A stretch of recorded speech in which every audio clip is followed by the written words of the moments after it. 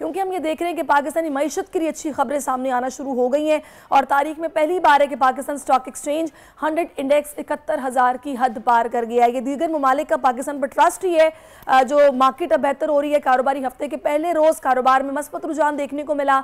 एक मौके पर 100 इंडेक्स 717 पॉइंट्स के इजाफे से 71,623 पर ट्रेड करते हुए देखा गया। तो IMF से नए कर्ज प्रोग्राम की दरख्वास्त मंजूर होने के बाद अब ईरानी सदर भी पाकिस्तानी दौरे पर हैं। माहिर मुआशियात सारी सूरत हाल पर क्या बताते हैं, ये जानने के लिए चलते हैं साबिक director Pakistan stock market Zafar Motiwala साहब की तरफ। ज़फ़र साहब, बहुत शुक्रिया आपके वक्त के लिए। बड़ा पॉजिटिव साइन है, तारीख में पहली बार है कि पाकिस्तान स्टॉक एक्सचेंज 100 इंडेक्स 71,000 की हद पार कर गया है। इसका क्रेडिट किसको जाता है?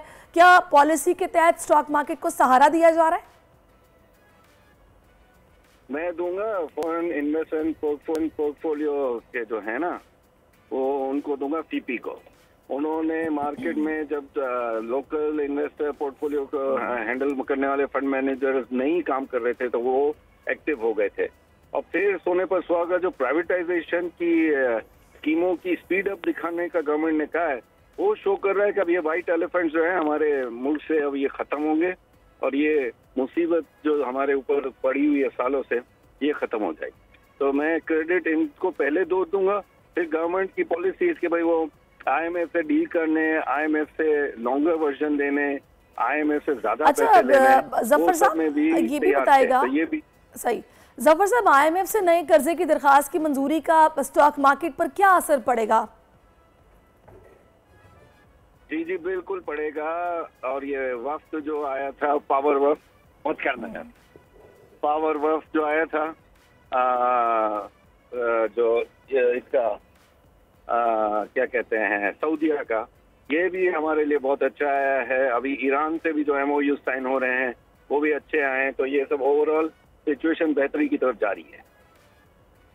अच्छा, अब ज़फ़र साहब, क्या पाकिस्तान पर ईरानी सदर के दौरे के नतीजे में कोई बैरूनी दबाव आ सकता है? मेरे ख्याल में कोई बैरूनी दबाव नहीं आएगा। मेरे ख्याल में कोई बैरूनी दबाव नहीं आएगा। कुछ बातें ऐसी होती हैं जो बिटवीन गवर्नमेंट्स टू गवर्नमेंट्स और बिटवीन नेशन टू नेशन होती हैं। तो जब वो government to government, nation to nation होगी तो आपको लगेगा कि कोई ऐसे दबाव कहीं से नजर नहीं आ रहा है। इनफैक्ट जो पाकिस्तानी गवर्नमेंट है वो तो अपना जिस तरह काम कर रही है और जिस तरह ये इनका जो प्रोग्राम है पूरा के 2 दिन में 3 सिटीज को संभालना और दिखाना, ये एक मैंने तो अपनी लाइफ टाइम में कभी नहीं सुना है। और ये बहुत अच्छी एक बड़ी एक मूव है जो शो कर रही है कि सब जो पावर ब्रोकर्स हैं वो सब इस डील के लिए खुश हैं। अच्छा, ज़फ़र साहब, इस वक्त छोटे ताजरों का एतमाद आप कैसा देख रहे होंगे? कुछ वक्त पहले तक तो छोटे सरमायाकार पैसा लगाने को तैयार नहीं थे, लेकिन अब सिचुएशन कुछ तब्दील हुई है, तो क्या उन्होंने एतमाद का इजहार किया है? देखिए, छोटा इन्वेस्टर तो पहले बहुत लॉसेस कर चुका है और वो जो लॉसेस है उसको रिकूपरेट करने के लिए उसको बड़ा मुश्किल है। और फिर आपको पता है कि छोटे इन्वेस्टर के पास तो लिक्विडिटी क्रंच भी है। अपना इतने सस्ते स्टॉक्स जब इनको मिल रहे थे तभी वो नहीं हैंडल कर सक रहे थे। तो अभी उनके लिए तो अभी भी मुश्किलात हैं। लेकिन ये है कि ओवरऑल जो फंड मैनेजर्स हैं वो एक्टिव हुए हैं, उनके सब चेक्स एंड बैलेंसेस भी हो रहे हैं। कई जगह पर ऐसी खबरें भी आई हैं कि कुछ हैंकी पैंकी हुई है फंड मैनेजर्स के लेवल पर, तो वो भी चेक हो रहा है। ये खुशाइन बात है कि अब लाखों के रुपयों की परेशानियां करने की जगह ये देखिए कि जो अरबों रुपए में गेम चल रही है ये क्या कर रही है। और ये हमारी कैपिटल मार्केट में भी और ये जो टैक्स में भी और ये जो FBI में भी, ये सब का देखना बहुत जरूरी है।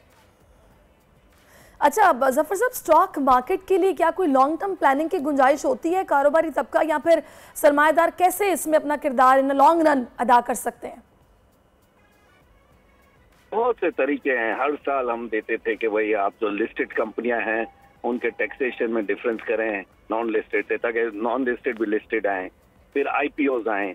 फिर इंटरेस्ट रेट का भी जो मॉनेटरी पॉलिसी में फर्स्ट टाइम नहीं तो सेकंड टाइम हुआ कि 50-50% वो जो है लोग डिवाइडेड हैं। कुछ लोगों का कहना है कि भाई इंटरेस्ट रेट घटेगा, कुछ लोग कहते हैं कि बहुत मुश्किल है, अभी भी हमारे हालात इतने अच्छे नहीं है। तो ओवरऑल जो है वो सिचुएशन तो मैं नहीं कहूँगा कि बहुत अच्छी है, लेकिन पहले से बेहतर है। जब बैंक्रप्सी से हम बचे थे तभी से आप अगर देखिए कि वो प्री बजट प्रोग्राम जो होते थे, मैं भी आपके प्रोग्रामों में आया हूँ, तो प्री बजट में हम सब बिजनेसमैन का पूरे फोरम A to Z वो जो थे अपना यही कहते थे कि हम IMF से बात कर लें, IMF को संभाल लें, IMF से हर चीज करवा लें।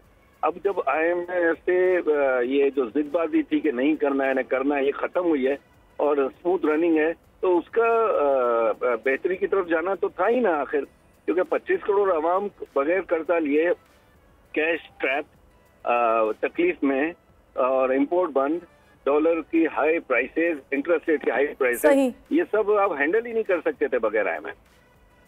ठीक है, बिल्कुल आपने सही कहा जफर साहब, बहुत शुक्रिया। सब्सक्राइब करें और बेल दबाएं ताकि कोई खबर रह न जाए।